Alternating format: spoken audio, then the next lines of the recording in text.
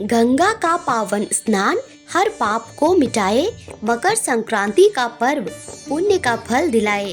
दान पुण्य के साथ हम सनातन धर्म का मान बढ़ाएं, तिल गुड़ के भोग चढ़ाकर घर घर खुशियां मनाएं।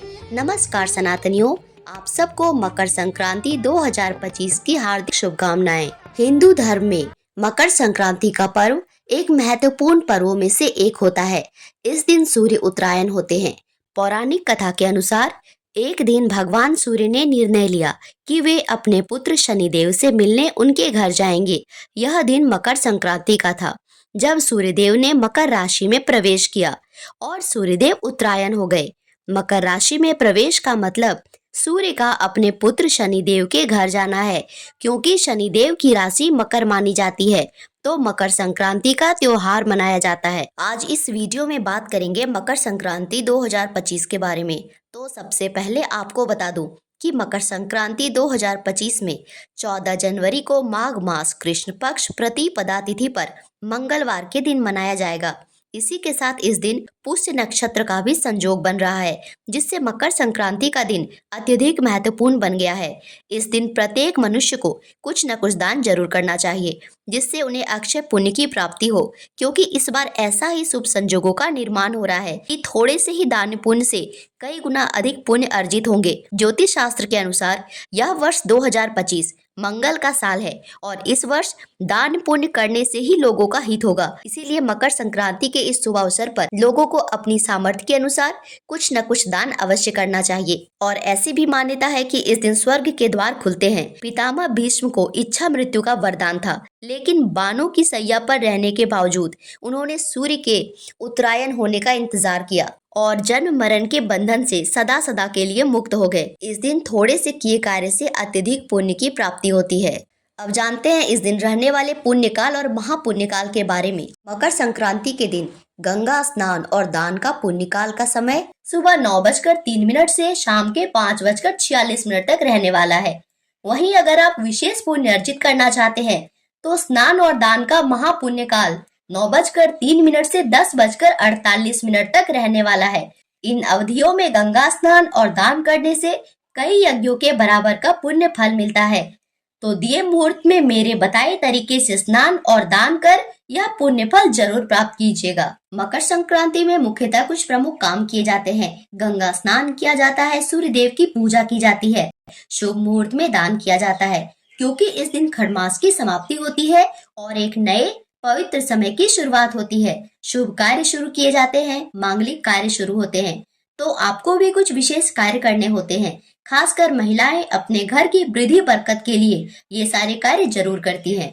तो मकर संक्रांति के दिन आपको सुबह जल्दी उठना है और उठने के बाद घर की साफ सफाई कर लेनी है और अपने घर को शुद्ध करना है। क्योंकि खरमास की उस दिन समाप्ति होती है, तो अपने घर को शुद्ध कर लिया जाता है।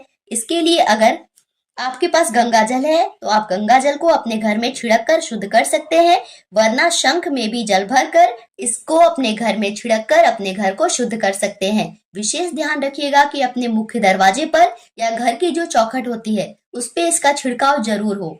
इसके बाद आपको स्नान करना है, पर उसके पहले आपको दान के निमित्त आप जो भी चीजें दान करना चाहते हैं उसको एक जगह पर निकाल के रख लीजिए।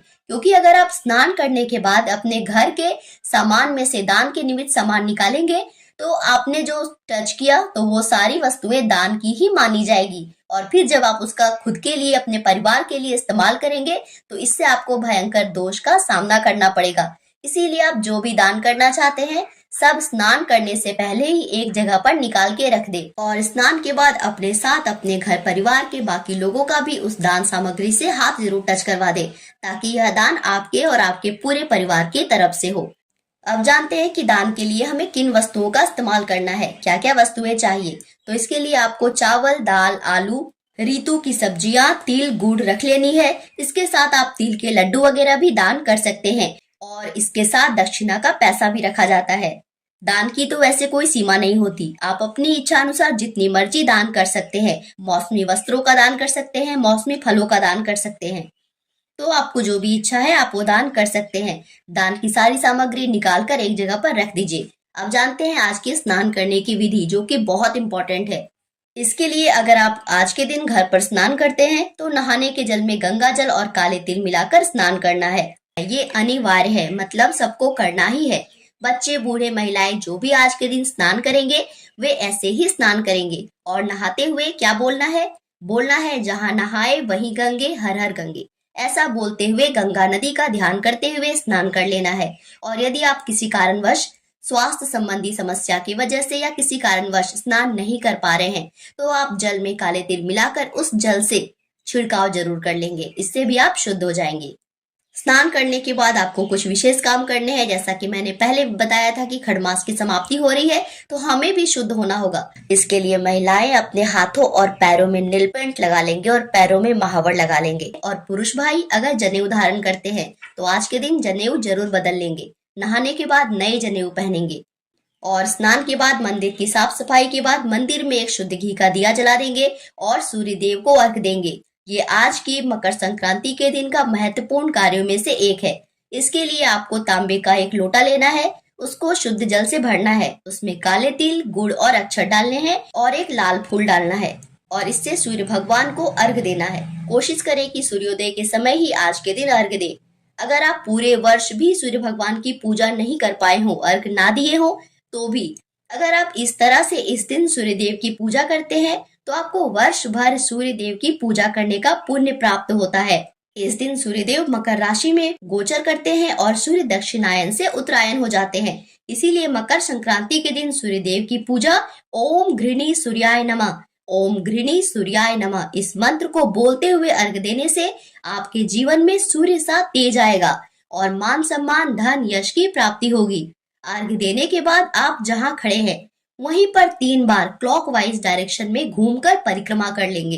तो इस तरह से आज के दिन की आपकी सूर्य पूजा कंप्लीट हुई। सूर्य देव की पूजा करने के बाद आपके घर के मंदिर में जितने भी देवी देवता हैं सबको तिल और गुड़ आज के दिन जरूर से जरूर भोग लगाना है। आप चाहे तो दही और चूड़ा का भी इसके साथ भोग लगा सकते हैं। और अगर आपने तिल के लड्डू या लाई बना के रखे हैं तो आप उससे भी भोग लगा सकते हैं।